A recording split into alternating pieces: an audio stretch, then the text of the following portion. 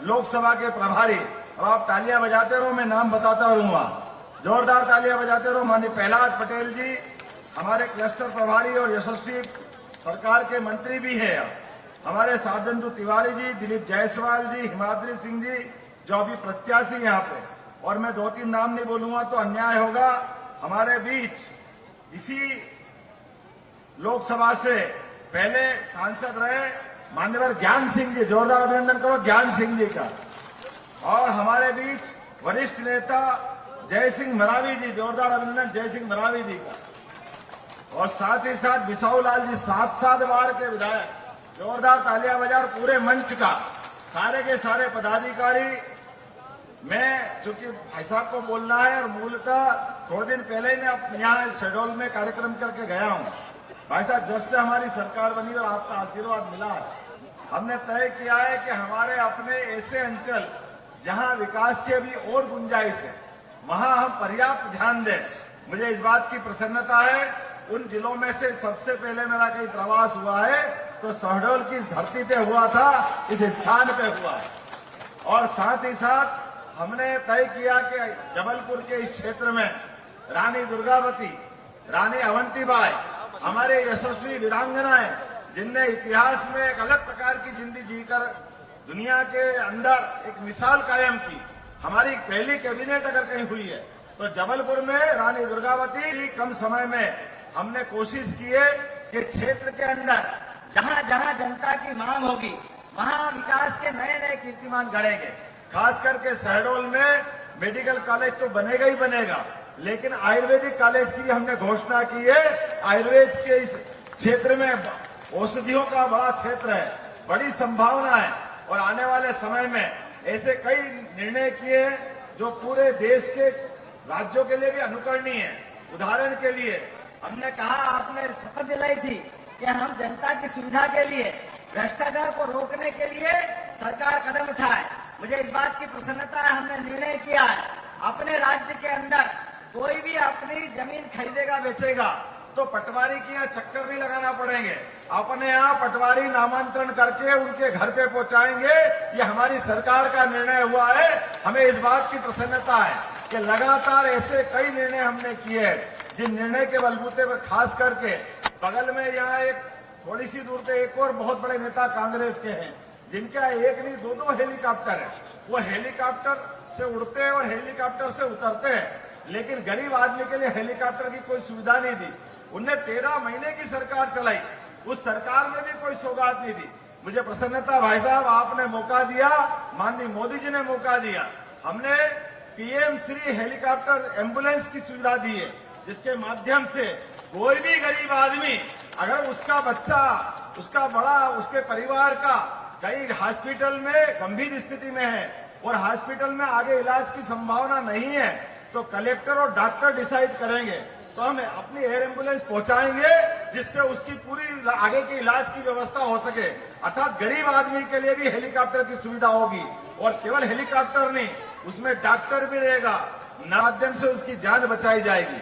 हमारे लिए इतना ही नहीं, आगे बढ़ करके धार्मिक पर्यटन को लेकर के जबलपुर से आकर के किसी को अमरकंटक आना है तो धार्मिक यात्रा के माध्यम से अभी तक केवल सड़क मार्ग से आते हैं, या ट्रेन से आए तो पेंड्रा रोड से आ सकते थे, लेकिन आने वाले समय में जैसा केदारनाथ बद्रीनाथ में होता है, हेलीकॉप्टर से हमारे यात्री आ सकते हैं और वापस जा सकते हैं।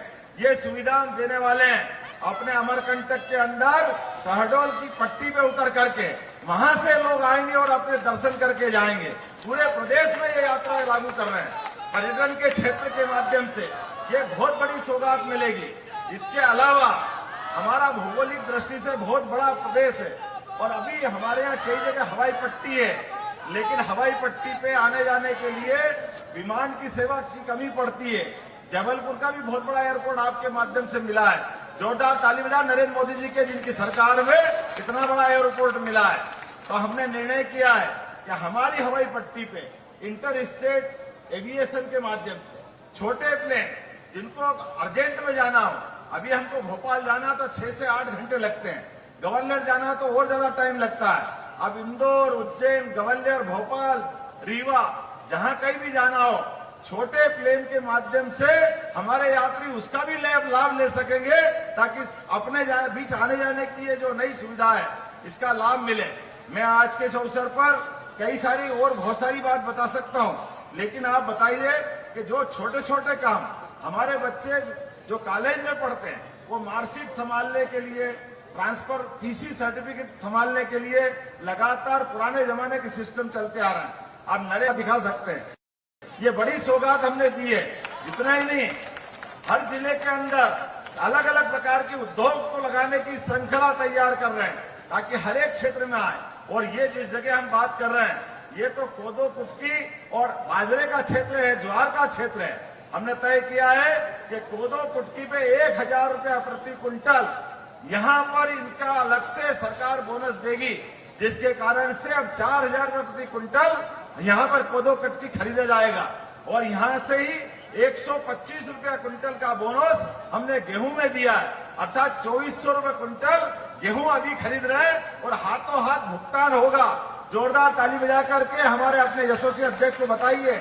और इससे आगे धान की खरीद में भी अभी आपका धान हमने खरीद लिया है, लेकिन सरकार की पूरे बजट की हमारी मीटिंग नहीं हो पाई थी, तो आप चिंता मत करना, धान का भी बोनस हमारे किसानों को दिया जाएगा, कोई कमी कसर बाकी नहीं रहेगी। यह हमारी सरकार का निर्णय है। ऐसे कई निर्णय हम करने वाले हैं, जिन निर्णय के माध्यम से अपने क्षेत्र के अंदर विकास के नए नए दरवाजे खोलेंगे। मेरी अपनी ओर से इस धरती पर, मध्य प्रदेश की धरती पर, यद्यपि हमें इस बात का गर्व है, आपका विशेष रिश्ता हमारे मध्य प्रदेश से है। आप हमारे प्रदेश के दामाद है, जबलपुर में आपकी ससुराल है, इस नाते से हमारा अधिकार भी आप पे ज्यादा है। ये रिश्ता परमात्मा करे हमारे प्रदेश के लिए फलदायी हो, सुखदायी हो। आपका आशीर्वाद सदैव मिलता रहा है।